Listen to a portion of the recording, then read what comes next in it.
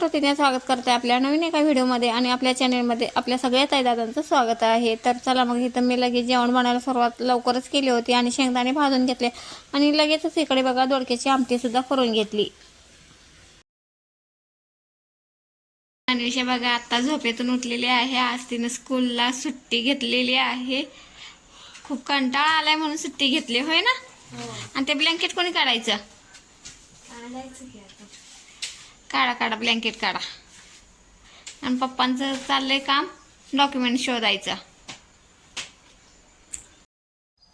आता इकडे माझी आमटी करून झाली होती म्हणून म्हणलं लगेच चपाती सुद्धा बनवून घेऊया। आता घरातली सगळी जास्त कामं माझी आवरलेली आहेत आणि आता आम्ही बाहेर निघालोय आणि बाहेर कुठे चाललोय ना हे तुम्हाला आता थोड्या वेळातच कळेल। तर व्हिडिओ स्किप न करता शेवटपर्यंत बघा। तर चला मग निघते आम्ही।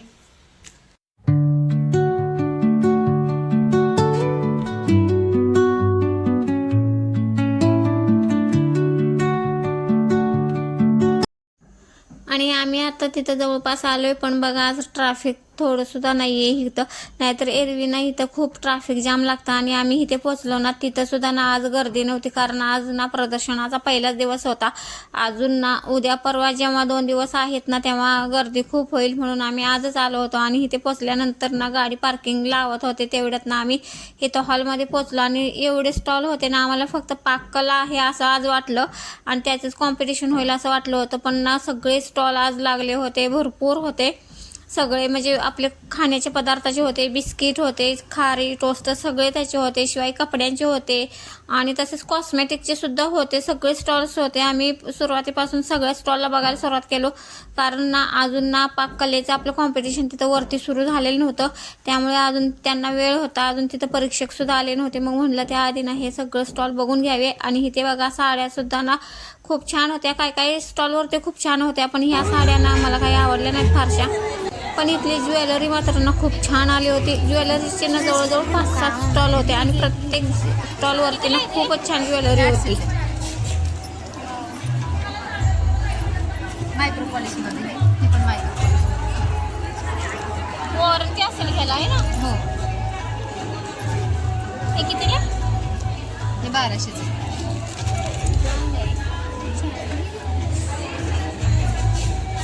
शॉप आहे का आपली? हां शॉप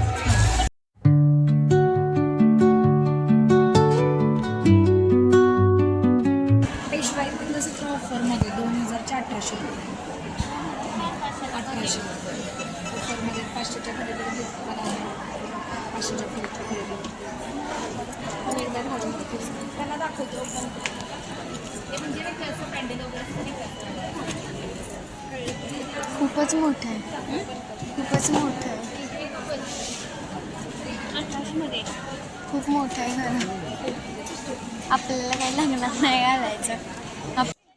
हे पेशवाई मंगळसूत्र 1800ला ना खूप छान होतं। मला तर खरं खूप आवडलं होतं।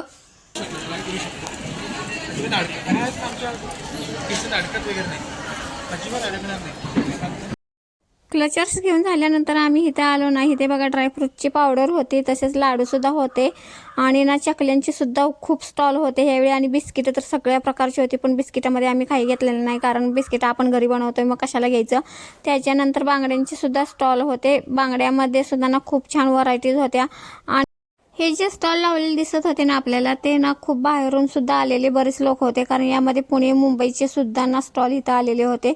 त्यामुळं ना भरपूर असे सगळ्या प्रकारचे स्टॉल होते। चकल्या सुद्धा होत्या सगळ्या प्रकारच्या आणि मॅच्या रांगोळ्यांचे तर मला वाटतं 3-4 स्टॉल होते आणि गौरी गणपतीच्या डेकोरेशनचे सुद्धा होते। आणि इथं ना सगळ्या प्रकारचे रोड सुद्धा होते, तुपातले आणि मैद्यातले असे दोन्ही प्रकारचे रोड होते।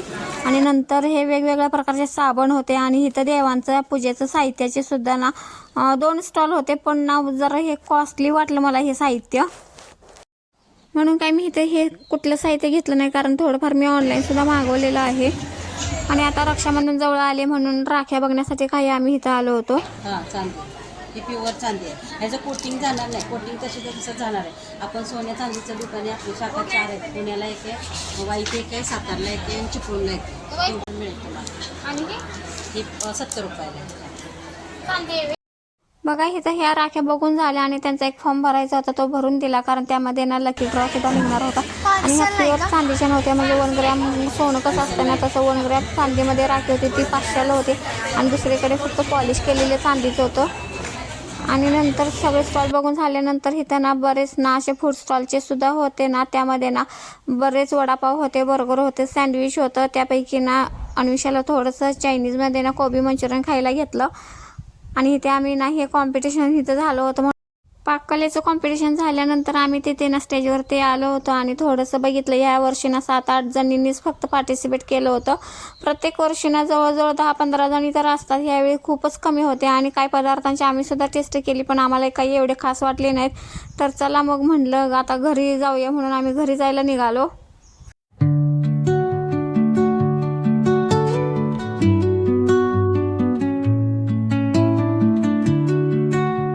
आणि विषयाने इथं आणल्यानंतर बघा कोबी मंचुरियन खायला सुरुवात केलेली आहे. चांगले आहेत का? टेस्टी? चटणी थोडी दिली, जरा चटणी अजून जरा पाहिजे होती आहे ना. आता जस्ट आम्ही घरी आलो.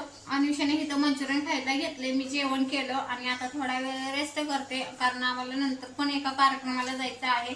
आपले गुरु माऊली वामनराव आहेत, त्यांचा आज कार्यक्रम आहे. आज आणि उद्या आहे, मग दोन्ही दिवस आम्हाला त्यांच्या कार्यक्रमाला जायचं आहे. आणि त्यासाठी आता थोड्या वेळाने संध्याकाळचं जेवण आणि मला बनवून ठेवावं लागणार आहे, कारण तो कार्यक्रम 5 ते 8 आहे. आणि हा व्हिडिओ इथं सेंड करते. पुन्हा भेटू नेक्स्ट व्हिडिओमध्ये. तोपर्यंत बाय.